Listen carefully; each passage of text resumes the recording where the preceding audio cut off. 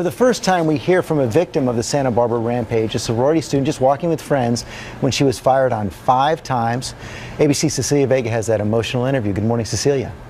George, good morning to you. 6 people killed, 13 injured during that shooting in Santa Barbara, and Bianca De Kock among them. She told me she hasn't read the killer's chilling manifesto or watched any of those videos. She doesn't want to give him any attention. Instead, she's speaking out, she says, to honor those who did not live to tell. I see his face, he smiles at me, and just starts shooting. He smiled at you and he starts shooting. Mm-hmm. Like a smirky, grimacy smile, but it was a smile. He was just, he wanted to do this. He looked happy about it. As Bianca De Kock and her 2 Tri Delta sisters walked to their sorority house last Friday night, they didn't have a second to react. The black BMW coming out of nowhere.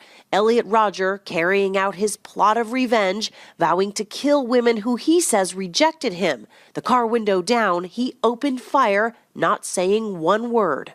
What's going through your mind? Honestly, first of all, it didn't seem real. I thought, is this rubber bullets? And then I realized I'm bleeding. I'm in pain. Bianca was hit 5 times, bullets piercing and grazing her body. Of the 3 sorority sisters, Bianca is the only one who survived. They were both 2 very incredible, beautiful people, and that's how I want them remembered. 19-year-old Veronica Weiss, a freshman, sports buff, and math whiz. She was just a very passionate, loving individual. 22-year-old Katie Cooper, about to graduate with a degree in art history. I never met anyone who was more willing to lend a helping hand. As Bianca lay on the grass bleeding, she managed to make a call on her cell phone. I had to call my mom. What did you tell her? I just told her I've been shot. I don't know what happened. It's crazy, but I love you. I'm afraid I'm going to die. I love you so much. I love you so much. I love you so much. This morning, Bianca is out of the hospital, surrounded by family and the person who she says saved her life. Kyle Sullivan was walking home.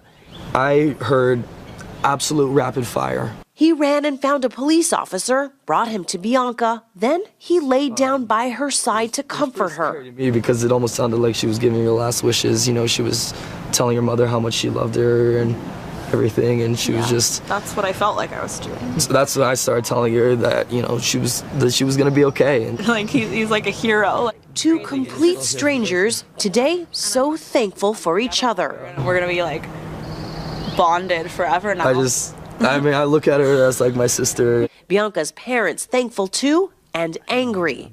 I'm angry that it happened and that it does still happen.